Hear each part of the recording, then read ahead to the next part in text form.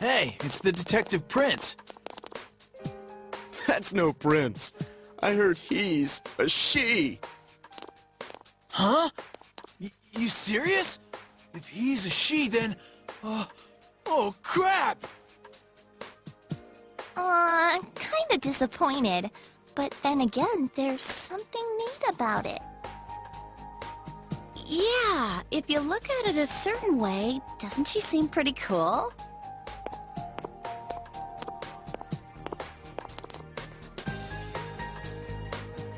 My, rumors spread so quickly. Yes, I'm myself, right? That aside, I'd like to discuss the case with you all. We're dealing with a kidnap and murder case perpetrated by someone lurking in this very town. And it isn't over yet. Let's go over the finer points after school.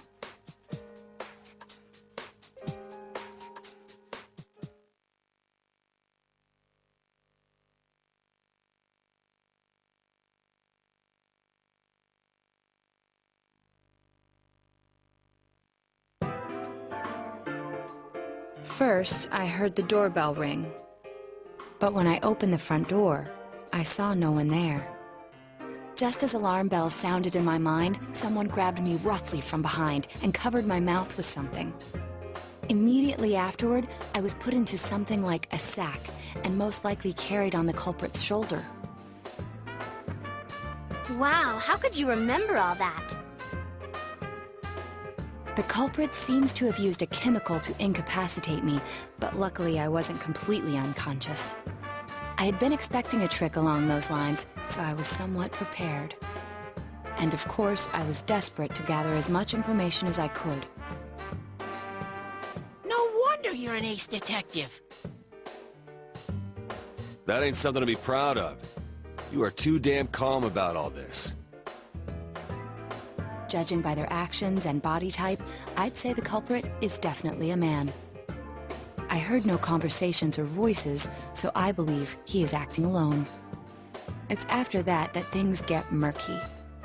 I felt a single impact, which I assume is when I was thrown inside the TV. But the time from kidnapping to that point seemed too short.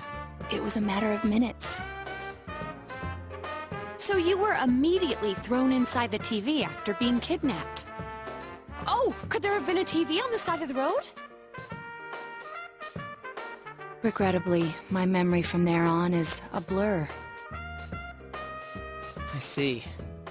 But man, the killer came right up to the door and rang the bell? That's just crazy.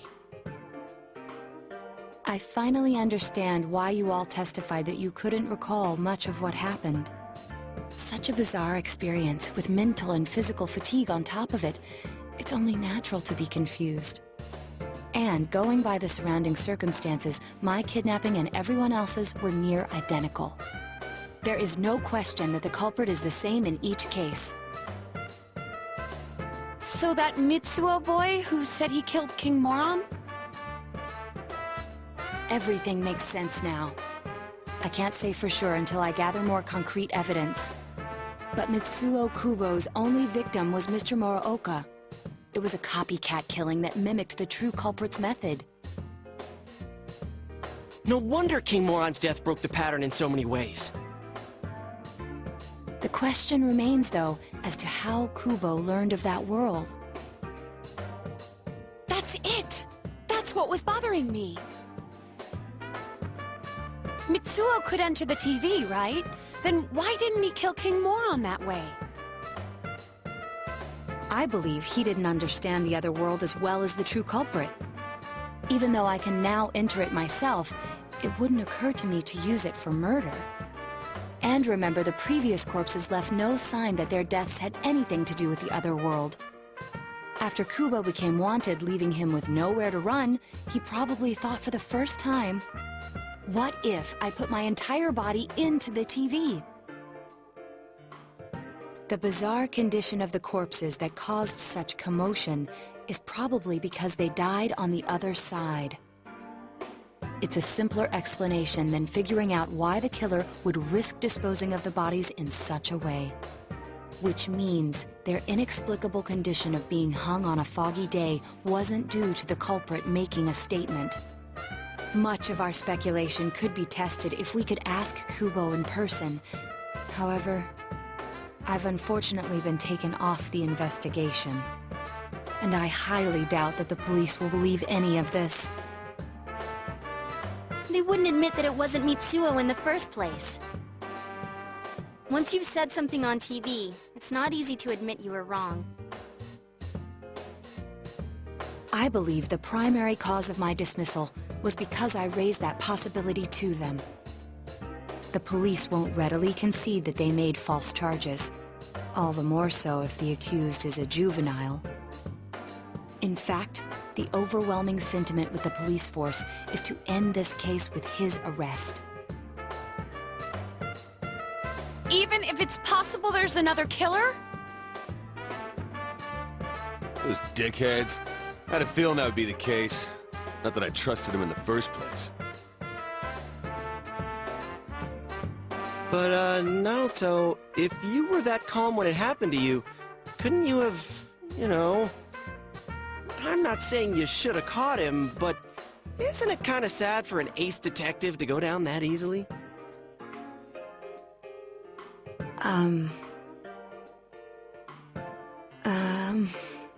To tell you the truth, I was really scared. I'm sorry. It can't be helped. None of us could resist the culprit either. Don't forget, Naoto-kun is younger than us, and she's a girl. Oh yeah, that's true. I keep forgetting when I see her talking like this. You know, Naoto? What is it?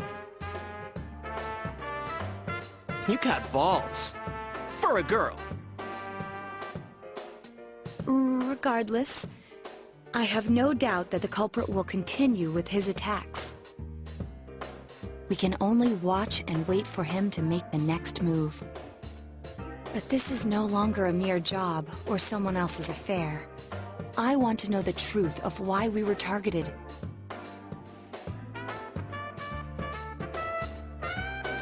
Please allow me to join your effort. Thank you very much. I'll do my best, leader.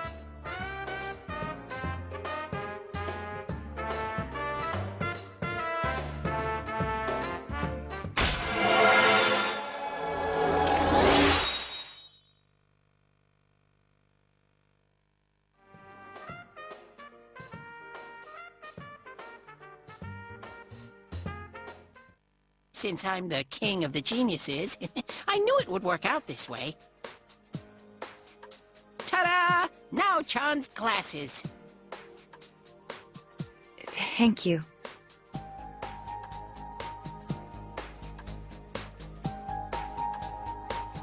They told me about you, Teddy. I can sympathize with your drive to find yourself. If I may help in any way, let me know. Wow, what a nice girl.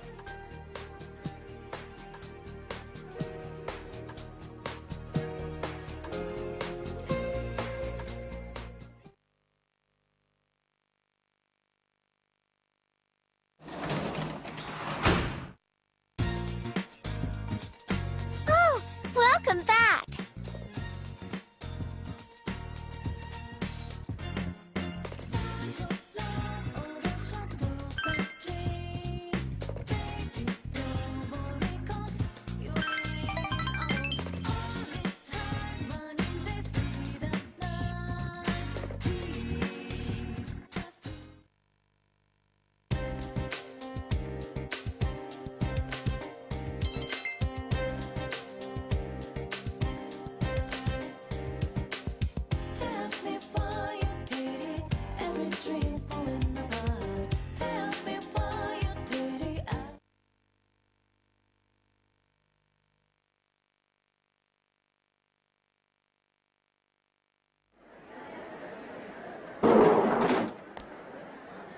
Excuse me,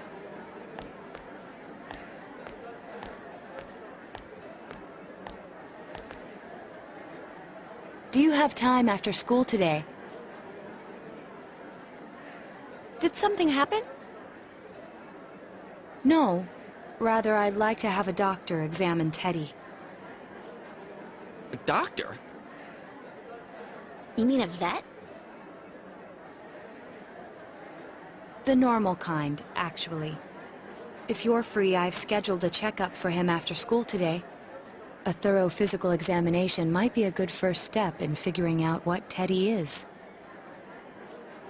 And I thought it might be a good idea for the rest of us to get checkups as well. We should see if the fog over there or the power we've gained have had any negative effects on our health. Since you all have been active on the other side far longer than I have, you should definitely be examined. Negative effects? Don't drop scary stuff on us like it's nothing. But yeah, I never even thought about that. I've arranged to have Kanji-kun and Rise-san looked at as well.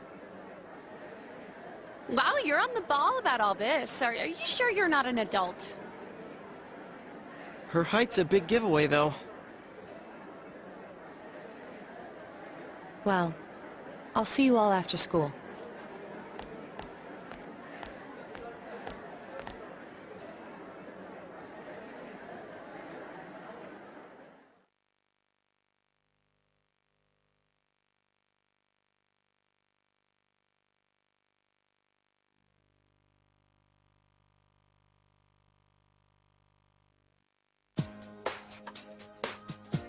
That was just an ordinary checkup. I was kind of looking forward to getting into some gigantic machine and being spun around. Was there really a point to this? The doctors look confused too. Oh, they're back.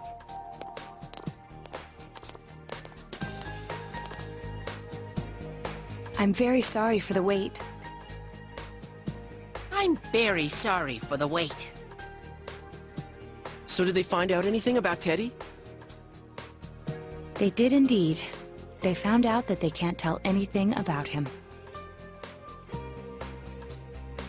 I even had them take an X-ray, but nothing came up on it. No matter how many times they tried, it would always be too blurry to read. A visual examination and standard palpations indicated that he seems perfectly normal.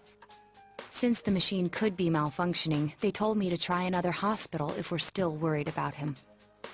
I felt bad for making them go through all this. So he is different. Oh my, what should I do? They took a look at everything inside me. She just said they couldn't see anything on the X-ray, you dork. But at least they didn't find anything wrong with him, right? Man, we know as much about Teddy as we do those personas and shadows. Oh yeah, I tried looking them up at the library and on the net. Persona means something like another personality. And I think they listed shadow under the related terms. Shadows are shadows. I think there's something that comes out of people. I can't really explain. I performed my own research after the incident. Persona and shadow are common psychological terms. Of course, the ones we are familiar with don't quite fit those definitions. This is what was written in an unofficial project document that I happened to come across. A shadow is suppressed power, and when controlled by one's ego, it becomes a persona. He becomes a persona? What does that mean? They're basically the same thing? Well, then again, all those shadows we beat the shit out of did turn into personas. Who cares about the details? It doesn't matter what they are. If they get in our way, I'll crush them.